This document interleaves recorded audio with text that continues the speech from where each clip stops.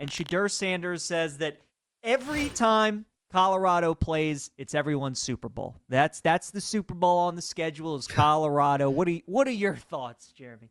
I mean, you got to win more than 4 games to be the. I mean, I guess technically, if you win 4 games in the playoffs in the NFL, you've won the Super Bowl. But yeah, they sucked last year, and it was so funny when you saw them become just a public team. Like I was working at a local sports book, people were showing up, in droves to watch Colorado play, and you saw it die down as the season went along, just because of the disappointment of who they were. Their defense was just absolutely atrocious. Travis Hunter is the best player on that team by far. I don't know what type of pro Shedeur Sanders is going to be, but there will be teams interested in him and kick the tires on him.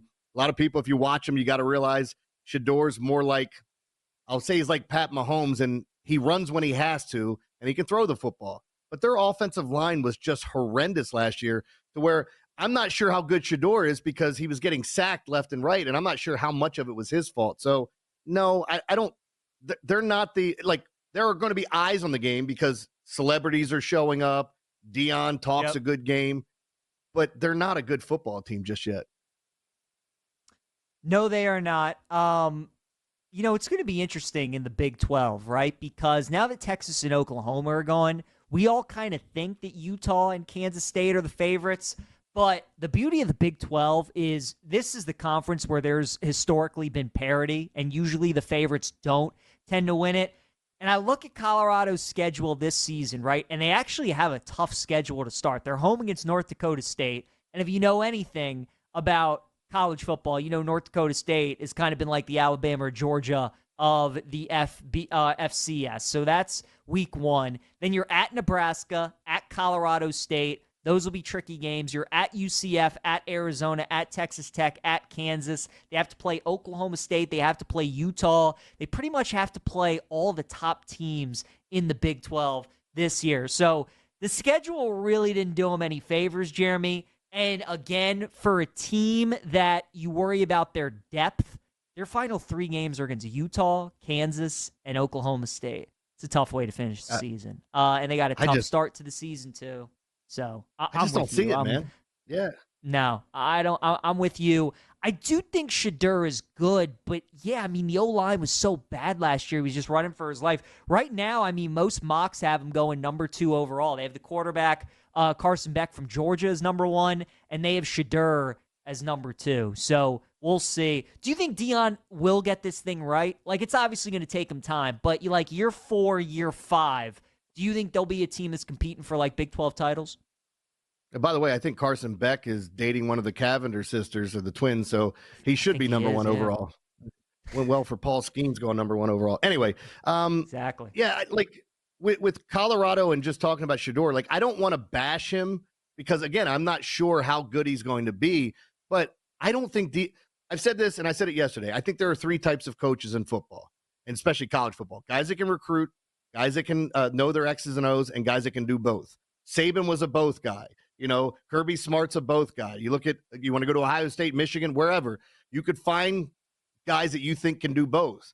I think when you talk about Deion Sanders, he's unbelievably good at bringing talent in.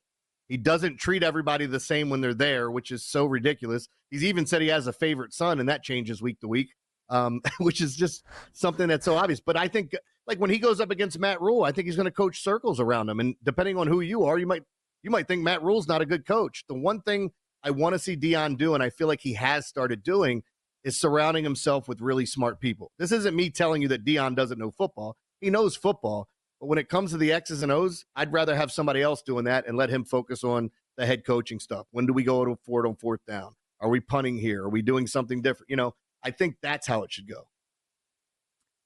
I will say this, if they get off to another 4-0 start or something like that, if we get multiple wins with Colorado and a 0 in the loss column, it's just all going to start again, Jeremy. It's all going to start again in Boulder with the hype and everything. That week 2 game against Nebraska, though, is really going to be really big for both programs. Obviously, Nebraska is a really proud program. They got one of the best fan bases in college football. They thought they had it right with Scott Frost. That was a disaster. Matt Rule's won everywhere he's gone. He turned Temple into a winner. He turned Baylor into a winner. Obviously, with the Panthers, it didn't work out. but he's been a great college coach. He's been a great college coach, and I think Nebraska's a good fit for him. That'll be a night game in Lincoln. Colorado's able to win that. That'll be big. And then, oh, by the way, the following week, they got to go to Colorado Springs and play an in-state rivalry game against Colorado State, who were like 3 touchdown dogs to them last year in Boulder, and that game went to overtime. They should have lost to Colorado State. So a couple of tough games for Colorado back-to-back earlier in the season. It'll be interesting to see how they fare. I'm with you, though. I wouldn't buy into the hype for Colorado, not just yet. Got to see it play out first. Speaking of the Big 12, go ahead, Jeremy. Yeah, last point. No, I was just going to say, and before somebody calls me a hater, I want Colorado to be good. I think you need, it's great having someone that, like Alabama, everybody hated them unless you were a Bama fan. It's like, man, I'm tired of seeing these guys. I think to have a team that most people dislike, to have the bad guy, it just sets up all these great talking points, especially for sports talk radio. But again, leading up to it, if you'd have seen the interactions from people, and I'm sure you did, out watching Colorado games, they're trash talking back and forth.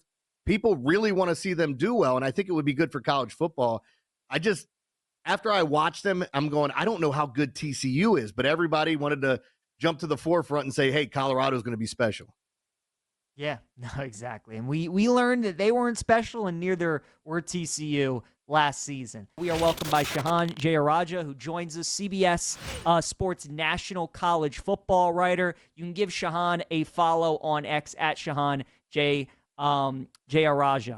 Shahan, we were talking about Colorado football, me and Jeremy here for the upcoming season. Obviously, year 2 of Deion. What are your expectations of the Buffs for this season? Well, I think that they're one of the more difficult teams to truly project just because of the amount of turnover that they have. Of course, bringing more than 50 scholarship players through the transfer portal in high school. And, probably my biggest question about them just comes on the offensive line. Last year, pretty much a whole new offensive line, only one returning starter. They actually completely wiped the deck this year. 3 of their starters entered the transfer portal. So they're going to be starting 5 new guys with a first-time offensive line coach, a first-time offensive play caller, a first-time defensive play caller. So it's going to be a completely new team in so many ways. Now, in some ways, that might be a positive, right? They struggled in a lot of areas last year, especially in blocking, and they do bring back 2 of the best players in college football, in quarterback Shedeur Sanders and, of course, cornerback Travis Hunter. But I haven't ever seen a team really kind of start from scratch 2 years in a row before, and I'll tell you what, it makes me a little nervous.